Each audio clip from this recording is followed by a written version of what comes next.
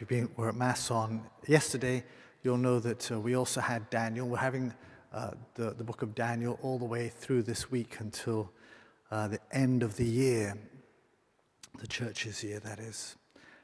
And what we've just heard is the second part of the story about Daniel and the king, Nebuchadnezzar, his dream. He has a dream, and he demands that the sages and the wise men and the Chaldeans interpret. First of all, they have to tell him what the dream is. He's not telling them, you tell me what my dream is, and then you tell me the interpretation. And of course, they can't do it. They say, nobody can do it. No human being can do that. That's impossible what you're asking. And so he says, if you don't tell me, I'm going to kill you all.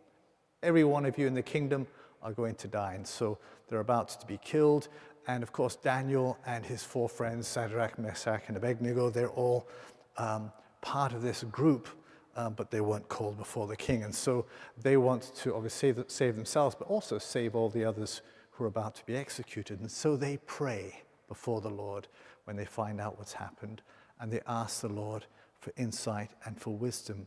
And he gives.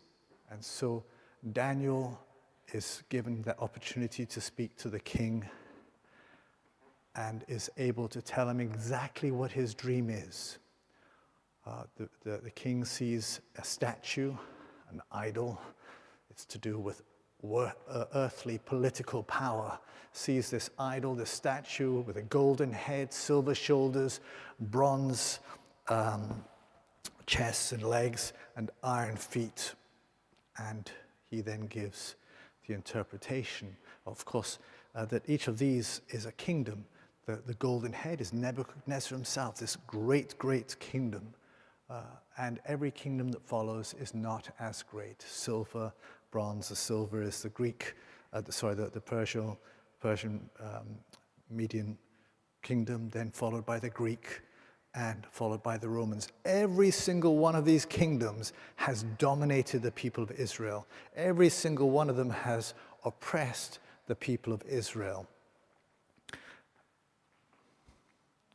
And then there's this image of a stone cut from the earth,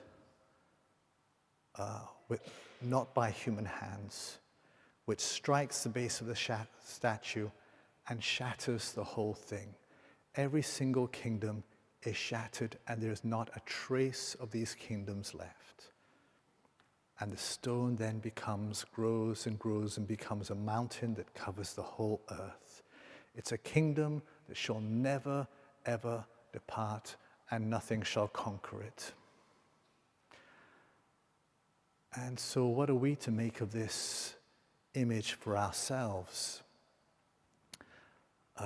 We have Nebuchadnezzar with a vision of an idol that is shattered and nothing remains. And then we have Jesus speaking about the temple, which is shattered and nothing remains. Both perhaps, the temple also perhaps has become an idol. The people of God have forgotten what it's for, why it exists, why they exist. They've forgotten their purpose. And so the idol has to be destroyed. And the idols in our life, the other gods in our life, have to be shattered also, so that nothing remains, so that we can remember our true purpose. This temple that you are is a house of prayer, the dwelling place of God in the Holy Spirit, meant for the praise and worship of our God. On a political level, on the world level, the mountain rises and takes over the earth. But we might say, well, hey, that's nice, but the mountain might be being built, but there's all these other kingdoms, Russia, China, the USA, and all these other things, and they're still battling it out, and they're still clawing at power. And so, what's happening with this mountain? Well, the mountain is being built up, and it's still growing, and it's still taking over the earth bit by bit, heart by heart. And so that takes time, and we are moving from the time of Jesus, the stone which shatters the idol, to the completion of that kingdom which takes over the whole world. And I think we're also being encouraged by this dream of Nebuchadnezzar, that although there seems to be an earthly power which seems to dominate and oppress and rule, God at the end of the day is supreme. Nebuchadnezzar is given the vision of a whole length of history, and it clearly shows that God is sovereign. Political earthly power does not have the last say. And so whatever happens,